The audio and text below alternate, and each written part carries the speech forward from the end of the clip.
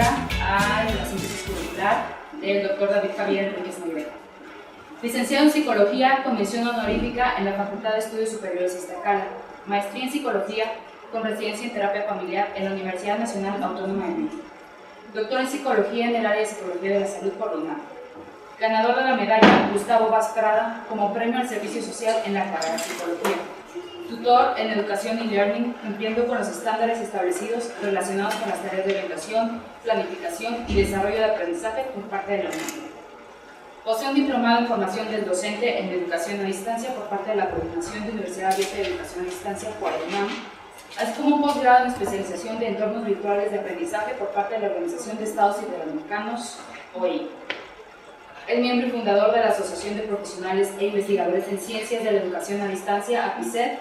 Fue consultor externo de la Universidad Tecnológica de México, así como docente en el Diplomado de Hipnosis y Estrategias Ericksonianas en el Instituto Milton H. Erickson de la ciudad de Nezahualcóyotl. Asimismo, se desempeñó como terapeuta familiar y grupal de la Subsecretaría del Sistema Penitenciario del Gobierno del Distrito Federal.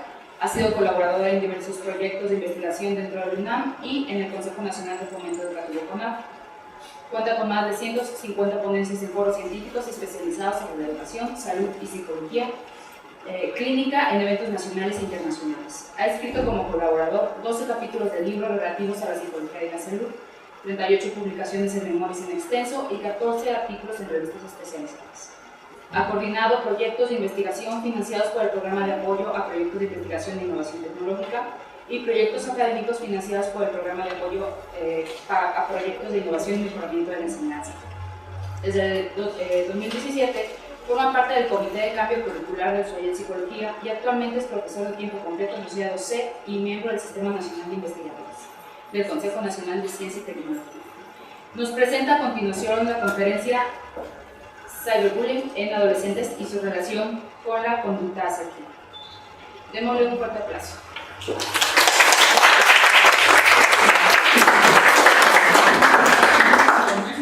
Bueno, pero hoy no voy a presentarnos sobre felicidad. Pero no importa. Bueno, básicamente lo que yo vengo a presentarles hoy es un proyecto que inicio. A diferencia de la doctora Muñoz, yo no traigo datos porque apenas estamos arrancando el proyecto. Pues a partir de las primeras semanas de enero, ¿no? Comenzamos con este trabajo. Y quiero compartirles que en realidad esto es un giro bastante interesante en el tipo de fenómenos que yo estoy acostumbrado a estudiar, porque yo tengo más de 10 años haciendo investigación sobre conducta sexual, prevención de VIH, cosas relacionadas con socialización sexual. Pero pues para este año, ¿no?, quisimos un poco explorar, digamos, otros fenómenos que pues resultaban de interés, y uno de ellos pues era este constructo de la felicidad. Y coyunturalmente surgió la oportunidad de poder hacer una alianza y un convenio con la Universidad Nacional Abierta y a Distancia de Colombia, que es la UNAM. Y da la casualidad de que logramos hacer contacto con un grupo de investigación que tiene como línea primaria el estudio de la felicidad. Entonces esto nos cayó bastante bien porque ellos trabajan desde hace ya mucho tiempo esta línea desde un enfoque meramente cualitativo, y en lo personal yo me he dedicado a trabajar más bien metodologías de enfoque cualitativo.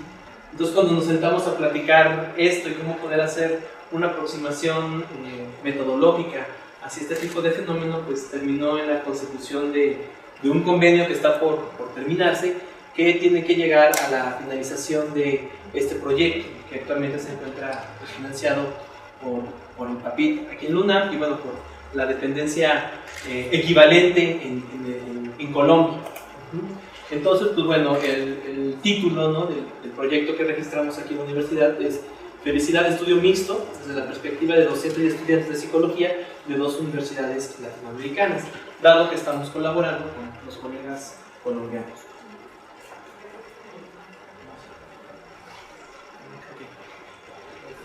¿Ah, ya pasó? Sí. Intento procesar. Bueno,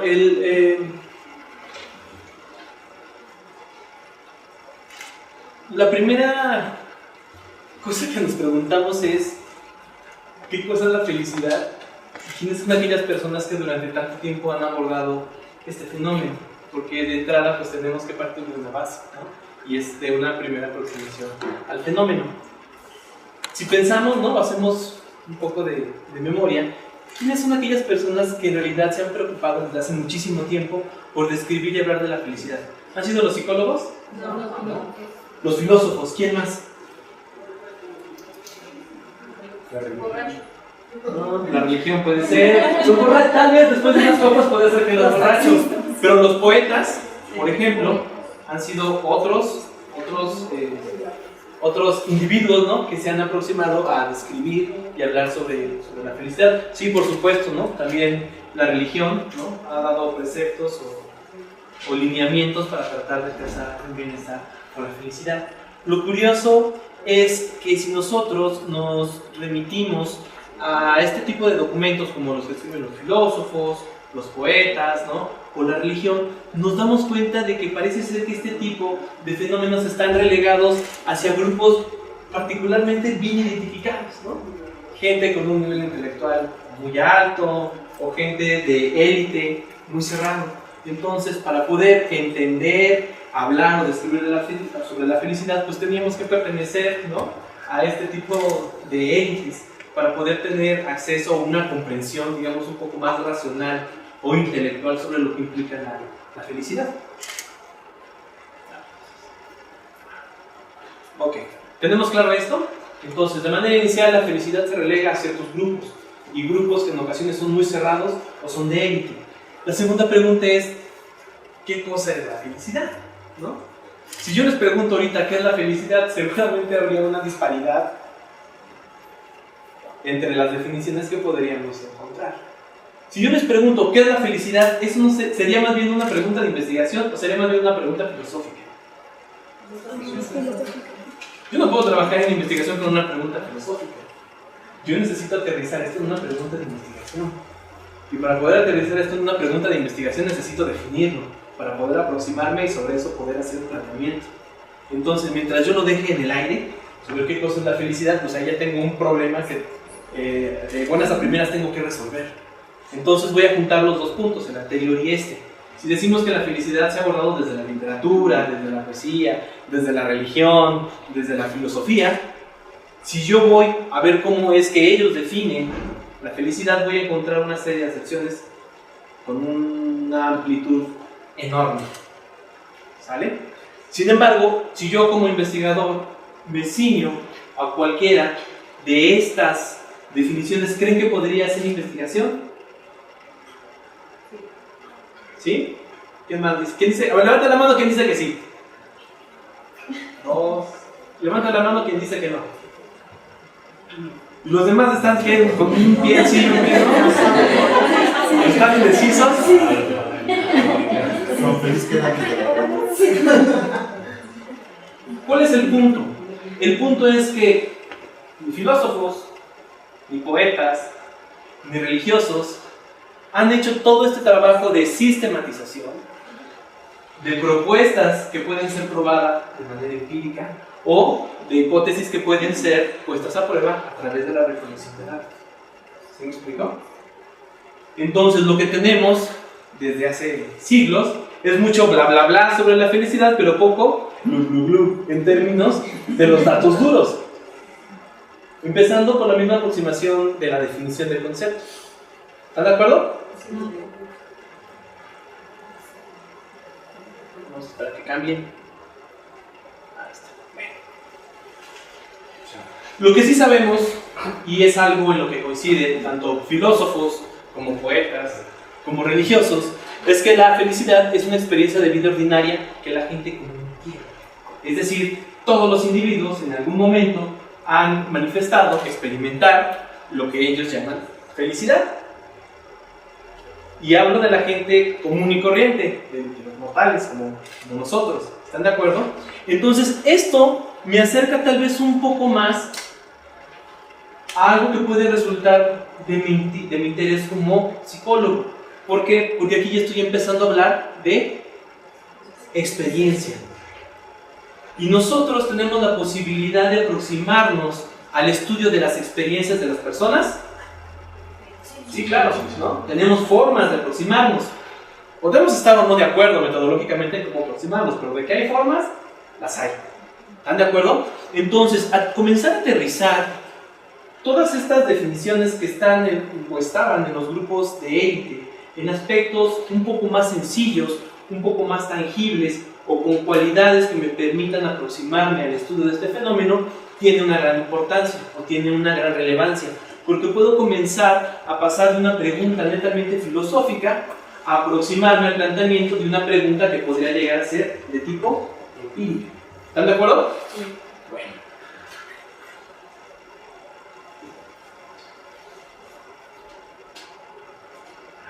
Sal para atrás. La siguiente pregunta, parece cuestionario, ¿verdad? Bueno, no importa. La siguiente pregunta es, ¿por qué sería importante estudiar las experiencias de vida ordinarias de la gente común? ¿Por qué creen? A lo mejor para poder diferenciar el tema de estudio que es la felicidad de otro tipo de experiencias que la gente común tiene. ¿Qué opinan los demás? A ver, allá y acá. ¿Cuáles serían las experiencias más afines que las personas presentan que manifiestan beneficio?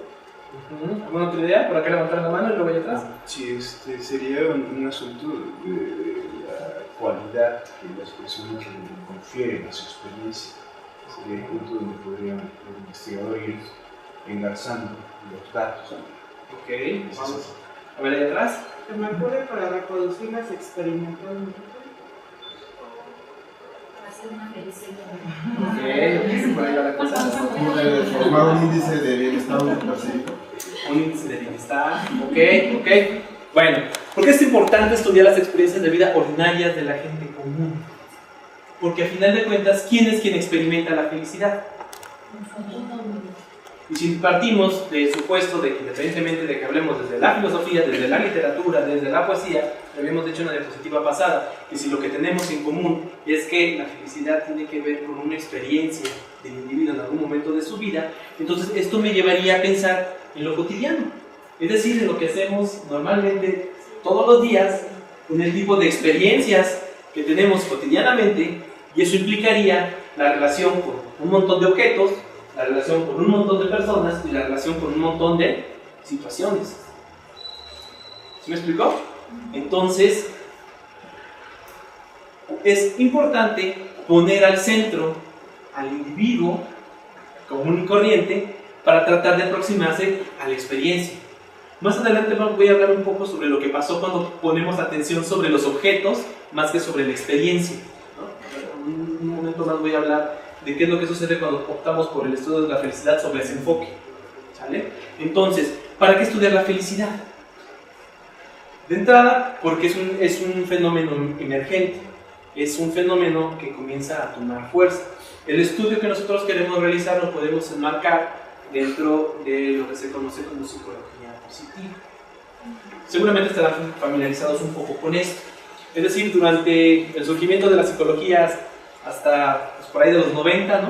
La psicología se dedicó a describir aquellos factores explicativos, predictivos o causales sobre la psicopatología, el desajuste psicosocial, diferentes trastornos del comportamiento, etc. Y parece ser que sobre eso aprendimos mucho, de tal manera que nos encanta buscar problemas, ¿no? Si eres psicólogo, nada más estás viendo, a ver, probablemente a quién diagnosticas o quién tiene un desajuste o quién no puede encontrar un adecuado equilibrio del entorno, ¿sale? Pero digamos que ha habido un movimiento importante, significativo, ¿no? Dr. Seligman, que propone estudiar la otra parte de la moneda, es decir, la otra cara. ¿Qué pasa con el bienestar? ¿Qué pasa con aquellos factores que resultan protectores o que promueven, ¿no?, aspectos positivos como cualidades psicológicas, como el humor, como las emociones positivas, como la felicidad?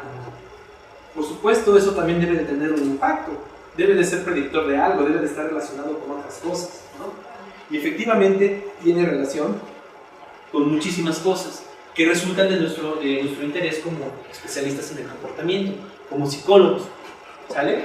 De entrada, lo que se ha visto hasta el momento en la literatura que se ha podido publicar en los 90 a la fecha, específicamente hablando del constructo de felicidad, porque la psicología positiva es muy amplia, ¿no? Y implica, digamos, diferentes constructos y diferentes líneas de trabajo. Nosotros solamente nos estamos ciñendo en la parte de la felicidad, ¿no?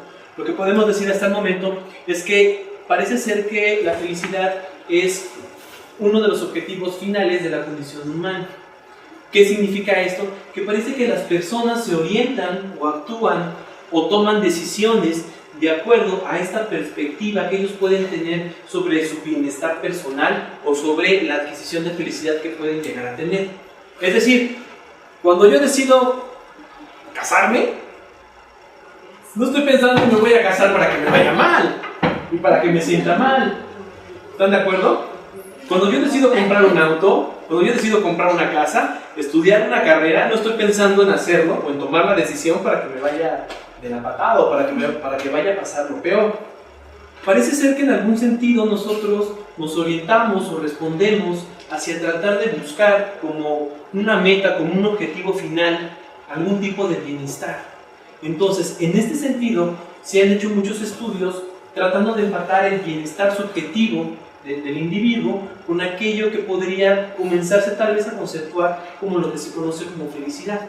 Entonces, si yo soy capaz de poder aproximarme a este fenómeno, ¿no?, de la felicidad, entonces esto me va a permitir comprender en algún nivel un poco por qué las personas se comportan como lo hacen, por qué toman este tipo de decisiones y no otras, por qué se motivan a actuar de esta manera y no de esta otra manera.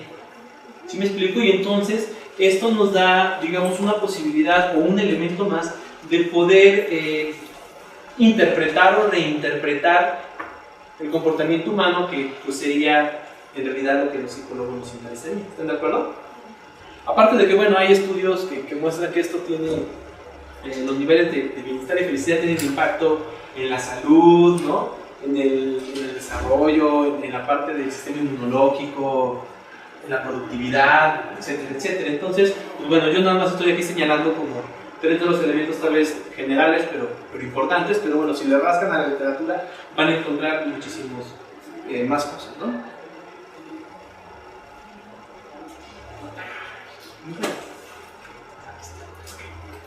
Ahora, la aproximación a este fenómeno de estudio generalmente se bifurca en dos enfoques, que es el enfoque de imputación y el de presunción. Si ustedes hacen una revisión, sí, digamos, lo voy a decir histórica, ¿no?, van a encontrar que aquellas personas que se han tratado de aproximar a la definición, a la descripción, a la utilidad, ¿no?, de lo que puede implicar este proceso de felicidad, se pueden ubicar o en el enfoque de imputación o en el enfoque de presunción. El más antiguo, y tal vez el más ortodoxo, el más tradicional, tal vez porque fue de los primeros, es el enfoque de imputación. ¿Qué significa el enfoque de imputación? Es esta línea de pensamiento en donde una autoridad juzga la vida de los demás y establece criterios para emitir un juicio para saber si la persona puede ser feliz o no. Pensemos un poco en la religión. Por ejemplo, ahí se establecen una serie, ¿no?, de criterios o de cánones, y a lo mejor por ser autoridad, ¿no?, por ejemplo Dios, yo puedo decidir si la persona, de acuerdo a estos criterios, puede ser feliz o no. Es decir, es un pensamiento muy normativo. Pensemos en los grupos de élite de los que comentábamos al inicio. Pensemos en los filósofos, pensemos en los poetas. Me voy a remontar mejor a los filósofos, tal vez por la autoridad intelectual que tienen, ¿no? Alguien de élite, un pensador, seguramente se le atribuye que tiene la neta del planeta, ¿no?, conocimiento, establece una argumentación sobre qué debería ser la felicidad y cómo una persona puede llegar a ser feliz. Y entonces, si se ajusta el comportamiento, la situación o la condición de la persona a eso, entonces podemos decir que es feliz, o por el contrario podemos decir que no es feliz. Entonces, es impositivo, ¿no? Se imputa la felicidad desde un experto, desde alguien que puede tener un estatus o un nivel diferente al nuestro. Pero esto es comprensible si nosotros consideramos que toda esta línea de pensamiento más bien apunta a transformar a las personas en lugar de comprender su bienestar. Si yo pongo criterios para establecer lo que podría generar bienestar o no en las personas, en realidad, en un trasfondo lo estoy haciendo para buscar que la persona cambie el comportamiento. Me vuelvo a remitir a los preceptos religiosos, por ejemplo. Eso está pensado para la transformación, pero no para la comprensión del bienestar. Diferente al enfoque de presunción, que digamos que es una línea de pensamiento, pues, sí, un poco más moderna, y se remonta a los primeros estudios ya netamente empíricos sobre el constructo de felicidad. El enfoque de presunción básicamente recurre a teorías y modelos que relacionan la felicidad con un conjunto de variables observables. Entonces, ¿qué es lo que hacemos? Ahora sí, ya desde una investigación netamente empírica establecemos teorías y modelos y luego buscamos probar. ¿Cuál ha sido la crítica con el enfoque de presunción?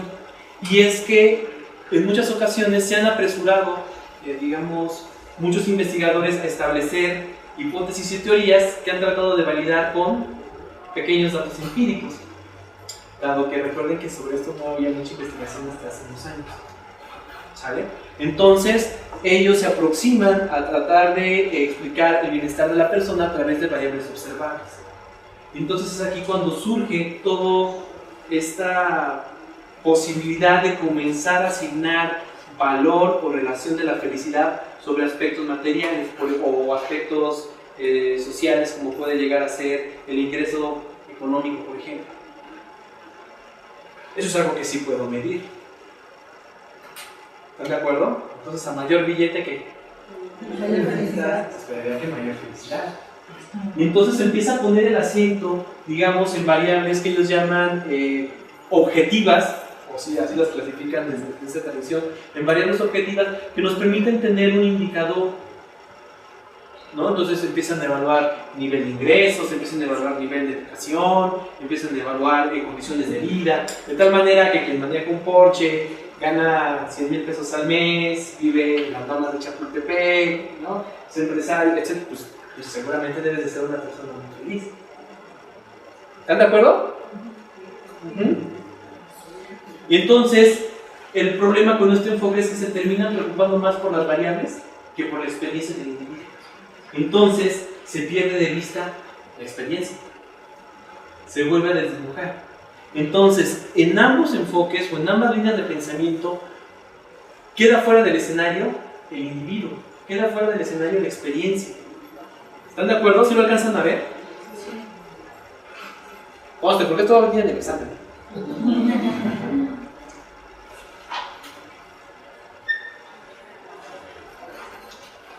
De tal manera que durante algunos años se continuó con esta línea del estudio de la felicidad por la presunción, por la línea de pensamiento de la presunción, atribuyendo juicios de bienestar realizados con respecto a variables externas, por ejemplo. Eso es lo que ya comenté hace un momento, ¿no?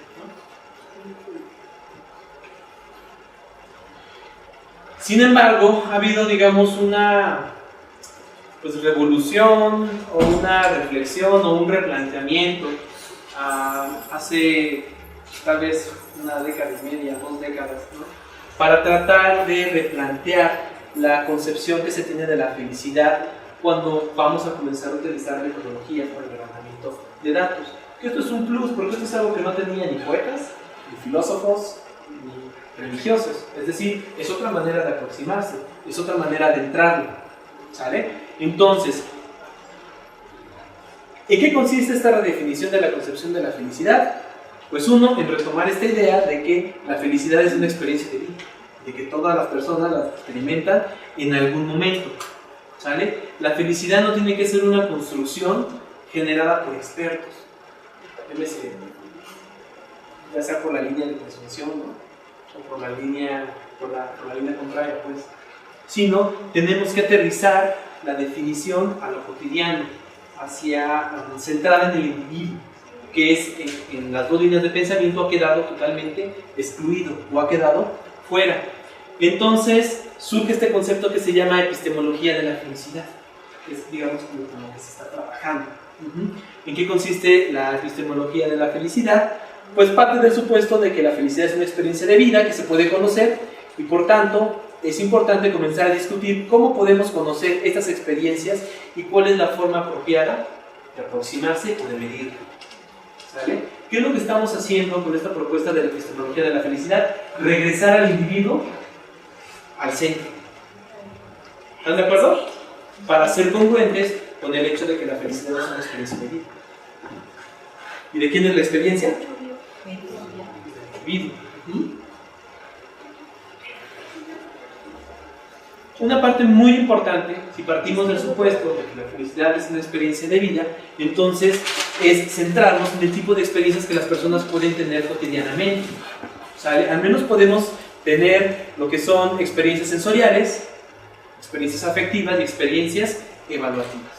Si nosotros somos capaces de conocer este tipo de experiencias, entonces eso nos va a permitir tener una primera aproximación a un constructo tal vez un poquito más claro, más definido, para podernos aproximar y estudiarlo.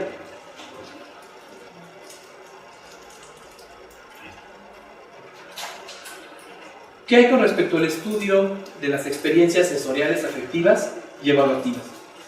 Se han estudiado experiencias sensoriales relacionadas con el bienestar y lo que se ha encontrado, digo, de manera muy general, ¿no? Es que el bienestar y la felicidad se asocian positivamente con el placer y negativamente con el dolor. En las experiencias afectivas que incluyen emociones o estados de ánimo, el bienestar y la felicidad se asocian con emociones positivas y se asocian negativamente con emociones negativas. Y en las experiencias evaluativas que tienen que ver con estos estándares un poco sociales o culturales o un poco con las aspiraciones personales que yo quiero llegar a tener en la vida, se ha encontrado que los logros, ¿no?, en la vida de un individuo están asociados positivamente con la felicidad o con el bienestar y los fracasos están asociados de manera... Ahora, esto parece muy sencillo, pero vamos a hacerlo más complejo, porque no es que tengas una experiencia aislada, sino más bien se traslada. Entonces yo puedo tener experiencias afectivas con emociones positivas y puedo combinarse o traslaparse con experiencias sensoriales de forma negativa, o al revés, puedo tener experiencias evaluativas relacionadas con la felicidad de manera positiva y puedo tener, por ejemplo, empatado emociones negativas, y solamente lo estoy empatando con dos tipos de experiencias. Ahora imagínense. Esto por supuesto depende de las condiciones de vida, de la situación, de las diferencias individuales, etcétera, etcétera. Pero bueno, estudiar las experiencias, ¿no?, es una manera de comenzarnos a aproximar a algo que nos resulta más familiar a lo que los psicólogos hacemos. ¿Están de acuerdo? Hay un cuarto tipo de experiencia que no está muy estudiado, pero sí es un campo fértil. Ojalá después tengamos motivación para hacerlo. Pero un cuarto tipo de experiencias son las experiencias místicas, que también están asociadas positivamente con el bienestar subjetivo y con la felicidad. Pero es un tema que no ha sido muy abordado. La psicología transpersonal va para allá, más bien hacia empatar este tipo de experiencias con fenómenos de este tipo como la felicidad o el bienestar. Pero bueno, sería un campo también fértil porque no hay mucho, pero sí se sabe que este tipo de experiencias pues tienen una contribución.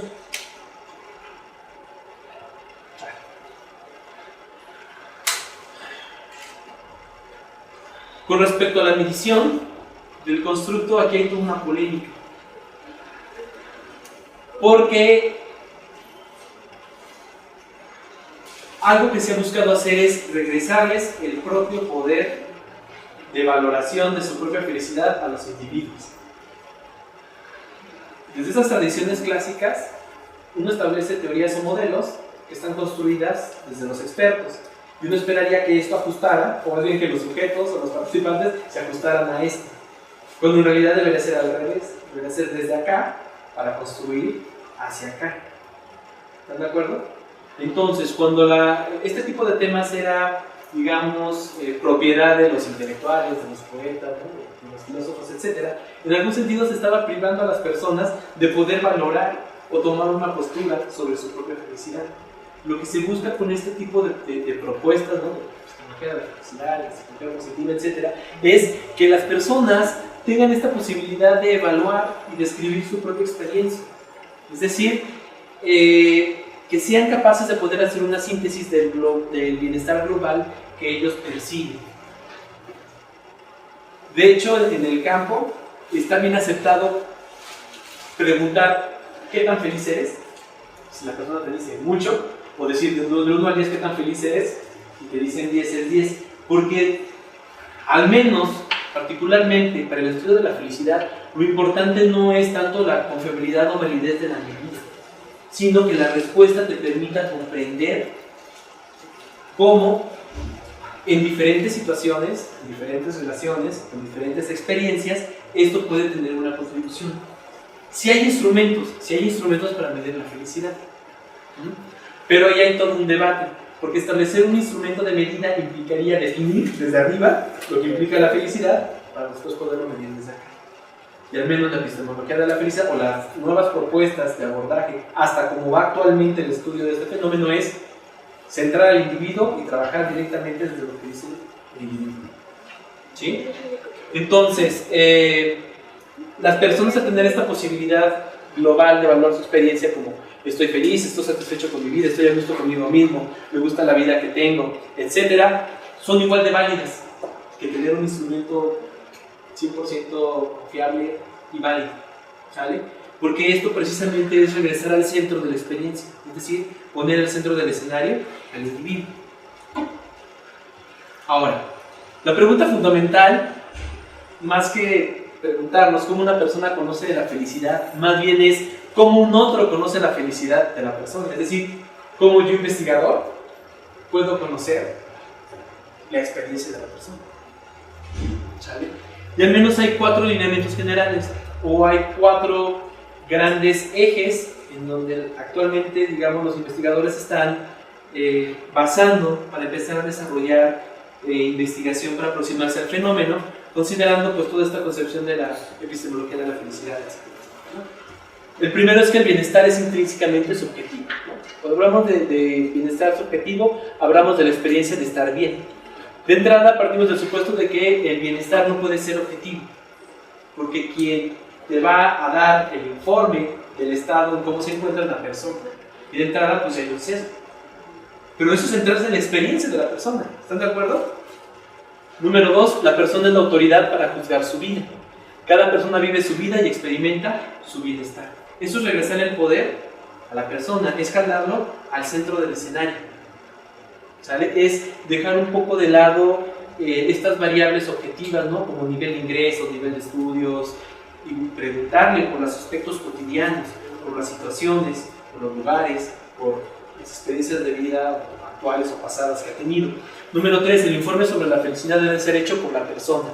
Hay que preguntarle a la persona directamente, es muy simple pues, pero durante mucho tiempo no se hizo así, ¿no? Se partía de criterios generales, ¿no? Derivados con pocos datos para decir qué es lo que se tendría o lo que se esperaría obtener teniendo pocos datos o partiendo solamente desde la parte abstracta.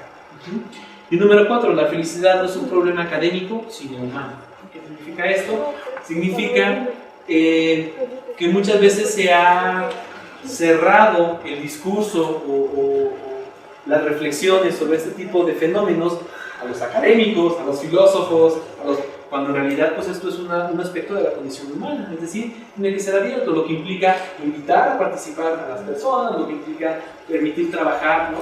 con otras personas, otros profesionales, ahí dentro de la disciplina y permitir que esto fluya pues, hacia abajo para la difusión y el involucramiento de las personas, ¿no? Bueno, por último, ustedes deben de saber que Latinoamérica resulta muy importante para quienes estudian la psicología positiva, la felicidad, por lo siguiente, por lo que ellos llaman el fenómeno latinoamericano. Seguramente ustedes estarán enterados que Latinoamérica es una de las regiones más felices del mundo, de acuerdo con los estudios que se hacen cada determinado rango de años. Y es bien interesante porque de acuerdo a las tradiciones clásicas se esperaría que los países ricos fueran los que mayor nivel de felicidad o de bienestar tuvieran. ¿Están de acuerdo? Sin embargo, no es así. Esa es la paradoja de Sterling. Sin embargo, países en vías de desarrollo o con poco progreso económico, desarrollo psicosocial, etcétera, representan niveles más altos de desarrollo, de bienestar subjetivo o de felicidad. Lo cual implicaría entonces que la felicidad o el bienestar no dependen netamente de las condiciones socioeconómicas o no depende exclusivamente de los objetos, sino depende de otras cosas. Entonces, ¿qué es lo que se ha comenzado a hacer? Estudios transculturales. Y entonces comparan un montón de culturas de muchas partes del mundo con culturas latinoamericanas. Porque en donde voten las diferencias es donde probablemente se encuentren aquellas fuentes o se encuentren aquellos factores que producen mayor percepción de bienestar subjetivo, en el caso de los latinos, en comparación con aquellas culturas que no presentan este tipo de factores. Haciendo un resumen muy general, ¿no? Les puedo decir que las culturas latinoamericanas, en comparación con con otras culturas, es que fíjate que China se parece mucho a la cultura latinoamericana en muchos aspectos. De hecho, en prácticas parentales, generalmente latinos y chinos los meten a veces en el mismo grupo porque tienen mucha similitud. Más bien pensemos en los europeos, por ejemplo, los caucásicos, o en los americanos, que son culturas muy individualistas, no tienen otro esquema de valores, y los latinos somos colectivistas. Y entonces eso hace diferencia, porque la manera de educarnos... Pero ahí están amalgamados, ahí todos en el mismo cajón. Pero entre las variables que han resultado representativas y que diferencian, digamos, a este sector del mundo, ¿no? Se encuentran el tipo y la característica de valores, algunos atributos que hay en la cultura, el tipo de identidad, las tradiciones y la manera de establecer lazos familiares. Hay más, por supuesto, yo nada más aquí traigo como algunas tal vez de las más estudiadas, pero entonces esto nos lleva a centrarnos en lo cotidiano de las personas, en la experiencia de las personas y en tratar de aproximarnos al fenómeno con esta concepción de lo que implica la epistemología de la felicidad. Dicho esto, y partiendo de esto, el proyecto que nosotros tenemos ahorita con la UNAD es precisamente proponer una construcción teórica sobre la felicidad desde la perspectiva de docentes y estudiantes de psicología a distancia, pues tanto de la UNAM como de la UNAM, que incite acciones de fortalecimiento del rol del estudiante y del docente. ¿Qué significa esto? Nosotros vamos a trabajar con esta aproximación de la epistemología de la felicidad para acercarnos a las personas y preguntarles por su experiencia cotidiana. No queremos hacer de aquí a acá, sino lo queremos hacer al revés, es decir, partir de la experiencia de las personas, de lo cotidiano, para proponer la construcción teórica acá arriba, ¿vale? Por eso vamos a hacer un estudio mixto. Vamos a aplicar una fase del estudio con una metodología cuantitativa y una segunda fase del estudio con una metodología cualitativa. Lo que vamos a trabajar en términos cuantitativos son a través de la técnica de redes semánticas naturales modificadas, que es una técnica que nos permite conocer el significado psicológico de diferentes objetos. Podemos utilizar frases o palabras. Seguramente están muy familiarizados con la técnica, ¿sí? ¿No? Bueno, tal vez algunos sí, ¿no? Ok. Lo que se hace es que se les da a las personas un estímulo, que puede ser una palabra o una frase corta, y después se pide que utilicen palabras, adjetivos, sustantivos, adverbios, para definir este estímulo, o palabras que estén relacionadas con este estímulo, ¿sale? Por ejemplo, si yo te digo felicidad, Marcos, ¿qué palabra puedes asociar a felicidad? Comida, ok. Una segunda palabra. Una segunda palabra. Bienestar. Comida, bienestar y una más. Dormir. Y luego se tiene que jerarquizar de la que se relaciona más con el estímulo hasta la que menos se relaciona, o la que podría representar mejor el estímulo hasta que menos la representa. De esas tres palabras que dijiste, ¿a cuál le pondrías el número 1 si fuera la que mejor representaría el estímulo de felicidad? Bienestar. ¿Y el número 2? ¿Y el número 3? Dormir. Esto se hace, pero en una muestra tanto de estudiantes como de docentes. Entonces, cada uno de estos estímulos nos arrojan información que nos van a dar datos sobre acciones, actitudes, emociones o palabras con algún tipo de carga afectiva que pues van a ser importantes porque eso habla de la experiencia de las personas. Es decir, las personas responden de acuerdo a su contexto, a su situación, a su historia, a su experiencia. ¿Sale? Esto se va a hacer tanto con el grupo de mexicanos como con el grupo de colombianos. Y después vamos a comparar. Colombia está más alto en el top ranking de felicidad que México. No nos llevan por mucho, nos llevan como por 4 lugares, pero aún así tiene mayor índice de felicidad.